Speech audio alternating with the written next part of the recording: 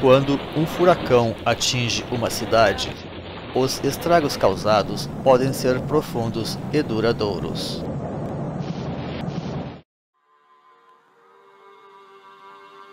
É nisto bem semelhante aos resultados fatais dos reiterados golpes que sofrem os lutadores de boxe.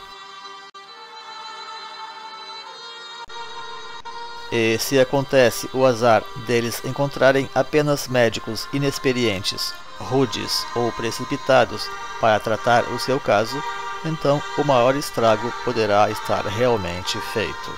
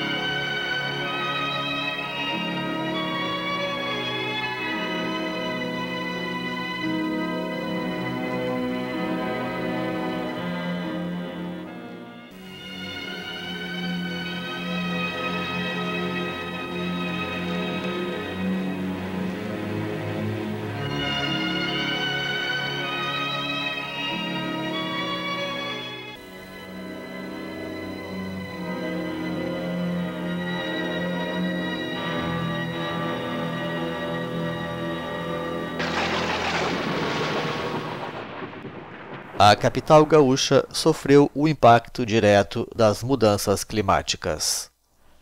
Os novos ventos, vindos da inusitada direção dos oceanos, terminaram formando tempestades com força de furacão, produzindo estragos na cidade e, sobretudo, no meio ambiente, quebrando, torcendo e arrancando mais de 3.000 árvores somente na capital. A cidade entra em colapso. Telhados incontáveis são levantados. Milhares de pontos de luz são desativados. O ruído dos transformadores em curto-circuito e de vidros quebrando varrem as ruas.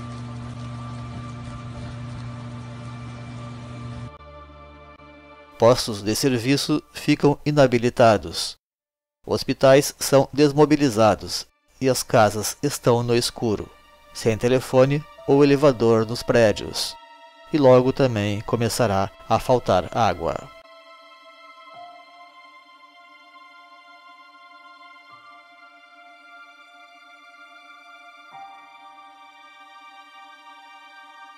A visão do Day After é desoladora.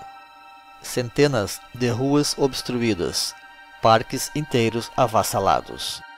A ausência de vítimas humanas é considerada quase um milagre. Os ventos que vieram do litoral logo encontraram as barreiras verdes dos parques e zonas antigas altamente arborizadas, chegando daí amenizados aos bairros mais carentes da cidade.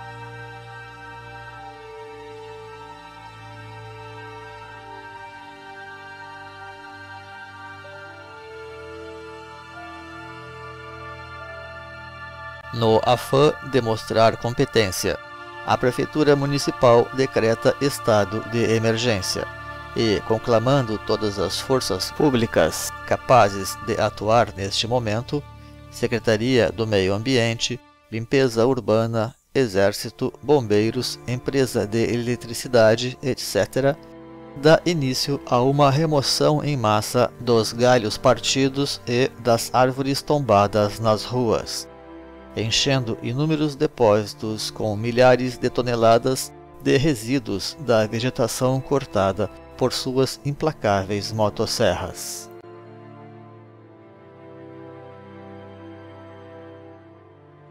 Este comportamento logo pôs em pânico a sociedade. Voluntários e órgãos ambientalistas começam a se mobilizar contra esta atitude, conclamando reuniões e audiências para tratar do assunto, além de buscar interferir diretamente nos procedimentos oficiais, atuando no resgate e recuperação das árvores que lhes era ainda possível.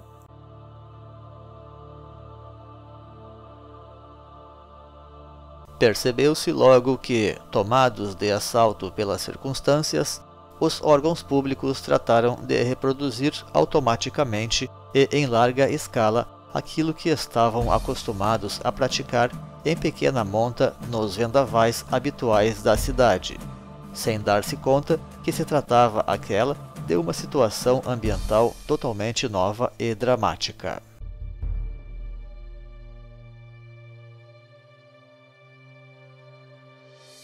A gravidade da situação pôde ser observado na sequência, quando os ambientalistas começaram a sentar para conversar sobre os temas pragmáticos de manejo ambiental, e ouviram apenas e tão somente os velhos discursos surrados que os técnicos destes órgãos estavam habituados a proferir, sem dar-se conta em nenhum momento o quão fantasioso e antiquado tudo isto repentinamente havia se tornado.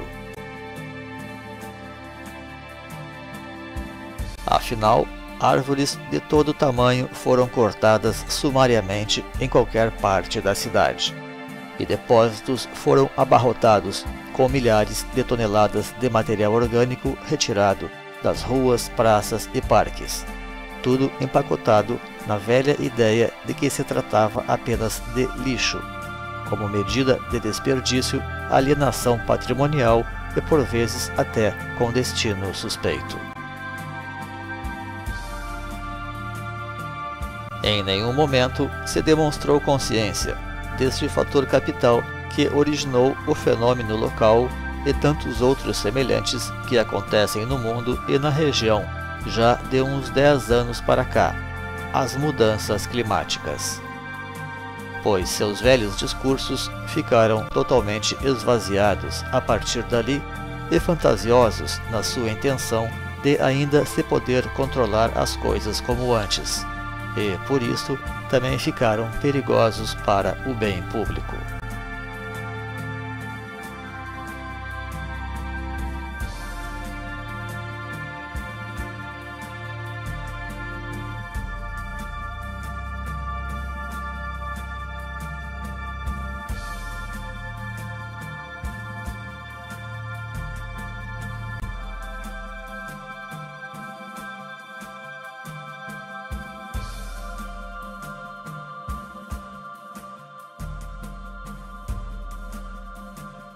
Mas o que poderia estar por detrás deste discurso aparentemente ingênuo e alienado dos técnicos oficialistas? Tudo indica que existe uma ideia antiga de aproveitar a queda natural das árvores para renovar a paisagem da cidade, favorecendo as estruturas comerciais e evitando contrariar a política ambiental. Nesse sentido, esta faixa de interesses parece estar vendo com muito bons olhos a oportunidade da crise ambiental para renovar a paisagem urbana, empobrecendo-a de verde. Não é de hoje, afinal, que o tema das mudanças climáticas é ignorado ou combatido pelos capitalistas. Ainda é claro que tentem sempre dela se aproveitar para seus lucros.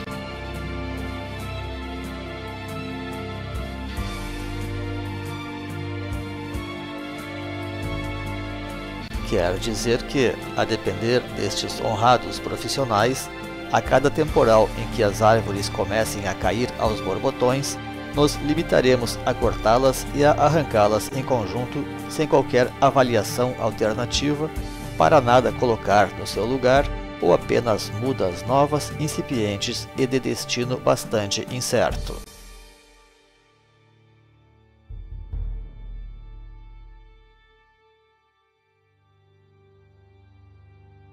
O cenário entrevisto apenas pode ser o da desertificação da cidade, cada vez mais cinza e menos verde, considerando, inclusive, que um tornado deixa sequelas de longo prazo no meio ambiente, deixando as estruturas das raízes das árvores fragilizadas e instáveis.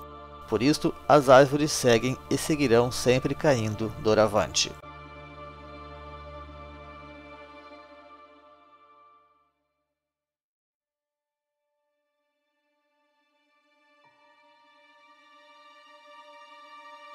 Ora, quando sabemos que os grandes parques da cidade possuem solo pobre por haverem sido charcos ou aterros, aliás, boa parte do bioma pampa possui solo sedimentar ou arenoso, e que as árvores ali são mal cuidadas, somos levados a adotar, sob as mudanças climáticas crescentes, a política de acatar árvores caídas como parte natural da paisagem, e até como recurso para fixar melhor estas árvores ao solo.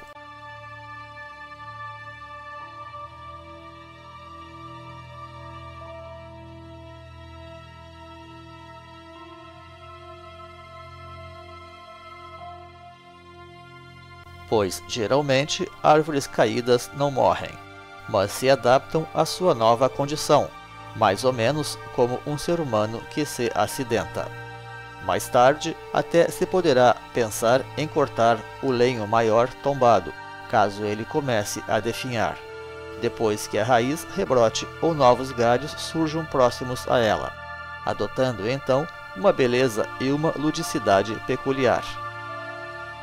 Apenas não poderemos mais desperdiçar a enorme força das árvores vivas, em nome de critérios ultrapassados e ambientalmente perigosos. É preciso dar uma chance à vida, se não pela natureza, ao menos para o nosso próprio bem.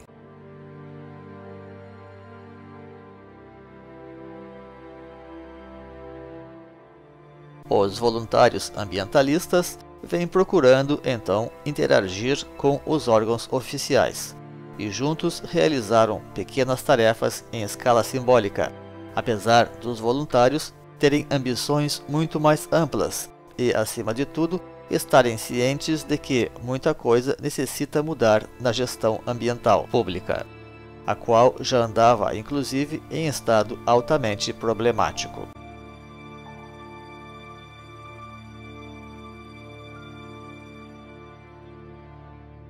As propostas dos ambientalistas, além do replantio das mudas novas nos casos em que realmente não exista opção, é buscar preservar o máximo possível a força da árvore antiga nas suas possíveis e diferentes formas de regeneração e de recuperação da planta. Para isto, se está buscando aprimorar os recursos de levantamento de árvores e conhecer melhor os mecanismos de regeneração das árvores caídas, através de rebrotes assistidos e regalhamentos, dando à planta caída o tempo que ela necessita para se regenerar, tal como se faz a um ser humano e até a um animal ferido.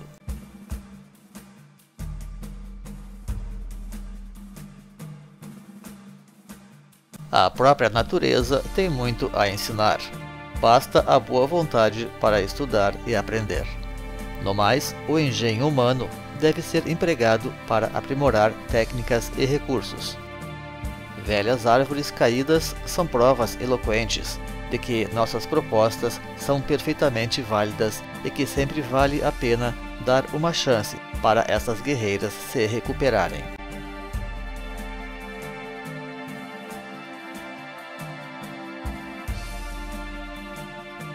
Temos ainda muito a aprender sobre elas. Novos recursos de segurança podem ser empregados para fortalecer as raízes no plantio e até no levantamento de árvores tombadas. Rebrotações podem ser providenciadas com cuidados diversos e tratadas com plena segurança.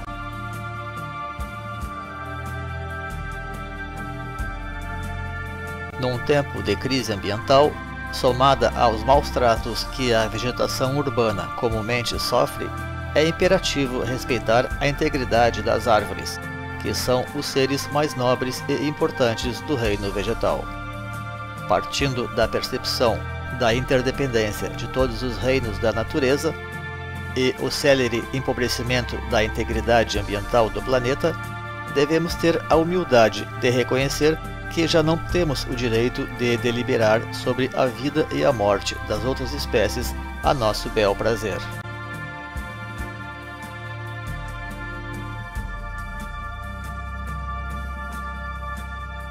As mudanças climáticas exigem maior resiliência ou adaptação às circunstâncias, de parte das administrações e também da população, assim como maior conhecimento e respeito ao grande poder de adaptação das próprias árvores a diversas circunstâncias. São nelas ainda, afinal, onde podemos depositar as nossas maiores esperanças contra os dilemas futuros das mudanças climáticas no planeta.